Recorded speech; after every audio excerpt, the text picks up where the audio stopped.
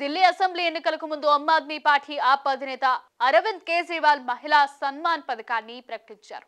ఈ సంక్షేమ పథకం కింద ఢిల్లీలోని మహిళలకు ప్రభుత్వం నెలకు 1000 రూపాయలు అందజేస్తోంది.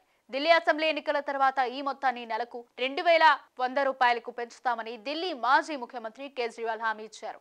ఎన్నికల సందర్భంగా ఢిల్లీలో కర్ణాటక గ్రీలా లక్ష్మి మోడల్లో ఓ ప్రాజెక్టును ప్రకటించారు. ఢిల్లీ మహిళలకు నెలకు 2100 రూపాయలు కేజ్రీవాల్ ఖాతాలో డబ్బు వేయడానికి ప్రణాళికలు ప్రకటించారు. ఢిల్లీ కేబినెట్ లో ఈ కీలక నిర్ణయం తీసుకున్నారు. 18 ఏళ్లు పైబడిన ప్రతి మహిళకు నెలకు 1000 పొందుతారు. పెన్షన్ పథకంలో భాగంగా కానీ మహిళలు ఈ పథకానికి అర్హులు. ప్రభుత్వ ఉద్యోగులు, ఆదాయపు పన్ను చెల్లింపుదారులు ఈ పథకానికి అర్హులు కారు. ఈ పథకానికి అర్హులైన మహిళలు తాను ఏ ప్రభుత్వ పథకంలోనూ భాగం కాదని, ప్రభుత్వ ఉద్యోగి కాదని, ఆదాయపు పన్ను చెల్లించడం లేదని డిక్లరేషన్ ఇవ్వాల్సి ఉంటుంది. అప్లికేషన్ తో పాటు మహిళ ఆధార్ కార్డ్, బ్యాంక్ ఖాతా సమాచారాన్ని అందించాల్సి ఉంటుంది.